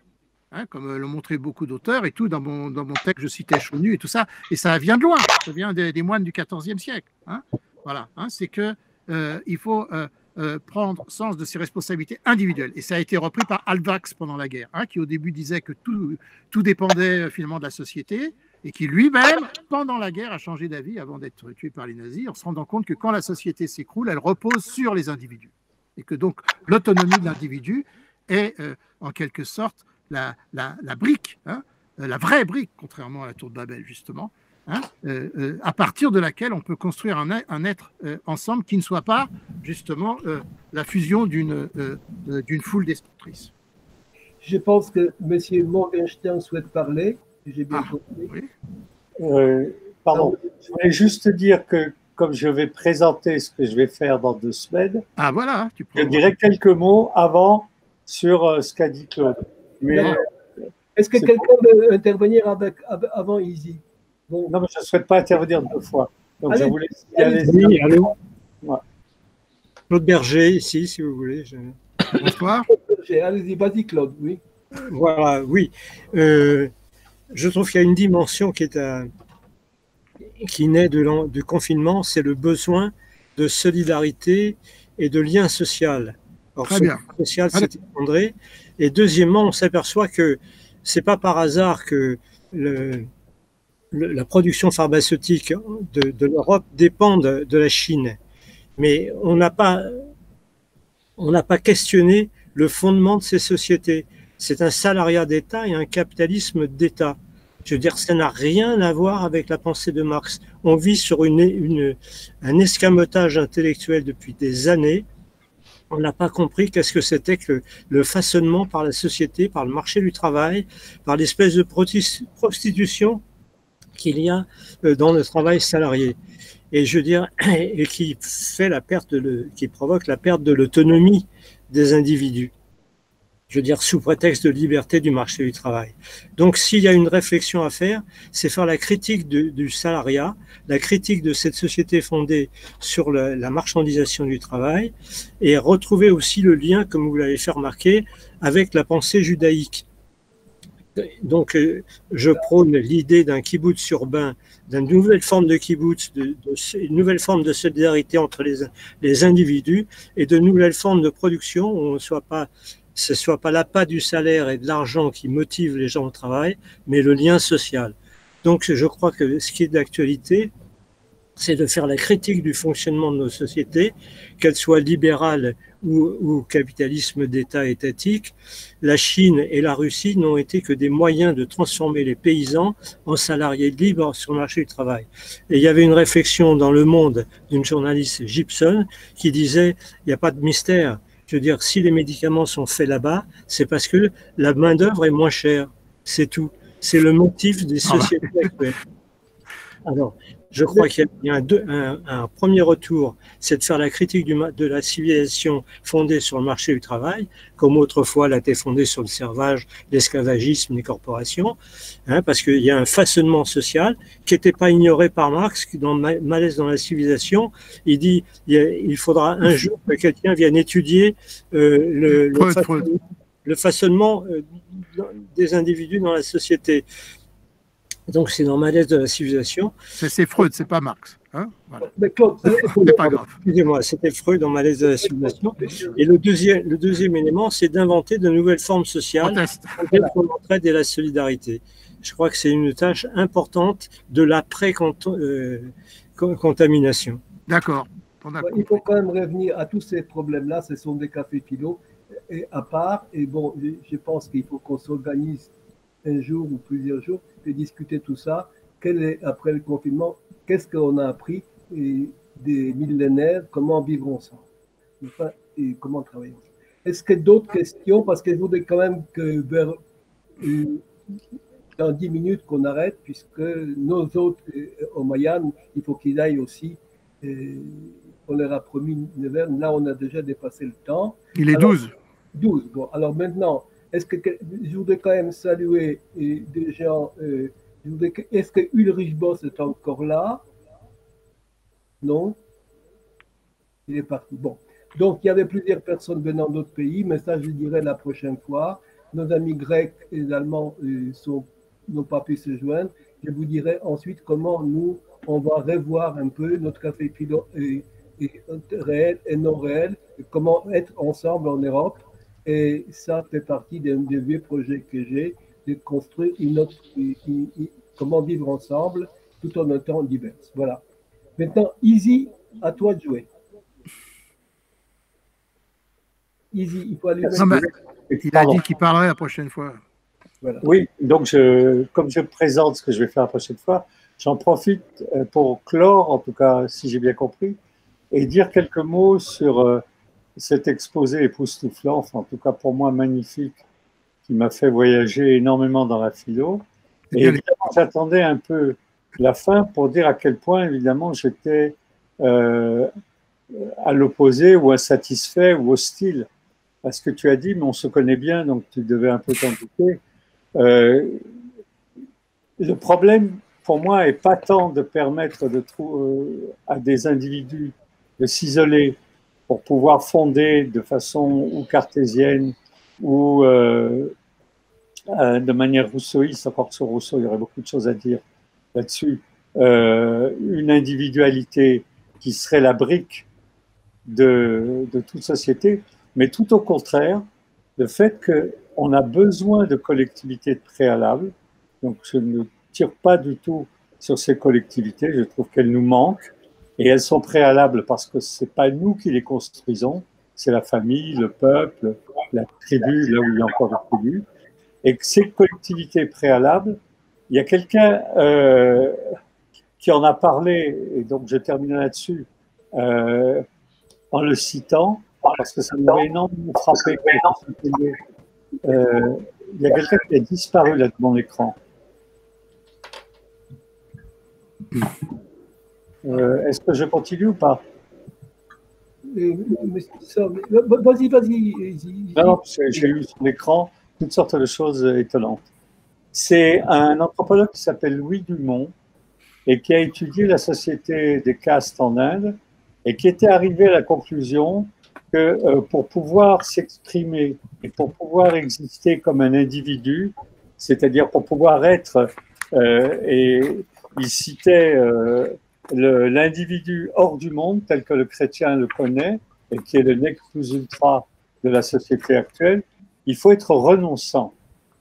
Et je terminerai là-dessus, il avait repéré en Inde une caste qui est une caste de renonçants, qui avait le droit de s'exprimer, qui avait le droit de se plaindre du système, qui avait le droit de bâtir toutes sortes d'édifices reposant sur des individus et non pas sur des collectivités, à condition de ne rien faire, de renoncer à se mêler de quoi que ce soit. Et c'est un peu la problématique qui est développée lorsqu'on fait l'éloge de l'individu, ou l'éloge du confinement, ou l'éloge de la solitude, ou l'éloge de la méditation. On est au fond satisfait, je crois, et à tort, de l'idée qu'il n'y a plus de collectivité préalable. Préalable, pas de collectivité à bâtir, de collectivité dont on ne peut pas s'échapper. Alors ça, c'était une remarque de caractère tellement général que je ne souhaite pas la développer. Je l'ai évidemment développée dans des discussions que j'ai eues avec toi, Claude. Si je peux te répondre d'une phrase, je l'ai évoqué en parlant de Durkheim. Oui. Hein, c'est-à-dire que c'est l'étape suivante, c'est que Moïse, il sort pas du néant, hein, qu'évidemment qu'il y a une collectivité préalable, mais que justement… Absolument, mais Durkheim aussi faisait partie d'une collectivité préalable. Mais voilà, et la collectivité préalable permet ensuite l'individuation. Elle ne permet pas, et ça me permettra de passer à Lévinas, elle oblige. Et donc, ce n'est pas exactement la même chose. Et cette dimension d'obligation, les deux, qui n'a pas bonne presse et à laquelle on souhaite à chaque fois renoncer, m'a amené pendant pas mal d'années à travailler sur Lévinas. Et donc, la fois prochaine, dans 15 jours, donc je remercie Vladimir de m'avoir invité, je vais reprendre une conférence que j'ai donnée dans un colloque sur Lévinas que j'avais organisé en 2010, le temps passe, sur l'art. C'est-à-dire, qu'en est-il de l'art? Et Lévinas, dans un texte, dit à quoi sert l'art? Il dit à rien de bon. Et évidemment, ce texte est assez étonnant, mais comme toujours chez Lévinas, il est brutal et argumenté. Et donc, je voudrais travailler là-dessus, c'est-à-dire vous offrir pendant un certain temps, je n'ai pas besoin de plus d'une demi-heure, je pense, là-dessus, puis après on pourra en débattre, les réflexions d'Emmanuel Lévinas à partir d'un de ces rares textes sur l'art où il dézingue, il n'y a pas d'autre mot, l'art. Et un détail, ce texte, il l'a écrit en réponse à Sartre. Ce texte a été publié en 1949 dans les temps modernes. Et Sartre était devenu le promoteur de l'art engagé. Et Lévinas disait, l'art n'est pas engagé, l'art est dégagé, l'art nous encombre, l'art nous dévoie, l'art nous envoie sur des voies de garage et nous empêche de prendre la réalité comme il le faut. Donc c'est de ça dont je souhaite parler, que je souhaite d'abord présenter Lévinas, ce texte, et ce sera mon intervention dans 15 jours. Merci Izzy. Est-ce qu'avant de clore, on donne encore quelques minutes. Peut-être, Izzy, tu devras indiquer le texte pour que les gens le lisent d'ici là. On m'a dit d'ici là, tout sera envoyé. On préparera. Oui, ça sera envoyé. Je l'enverrai à Vladimir parce que je n'ai pas les contacts que vous avez et je pense que c'est vous qui les répercuterez, c'est ça? C'est ça. Ouais, c'est d'une part Claude, et Sabine et tout le monde. Moi aussi, tu as des contacts. Tout le monde sera au courant. Merci Izzy. Est-ce qu'avant, je ne voudrais pas que les gens sortent de la salle frustrés. S'il y a encore des gens qui ont des questions, et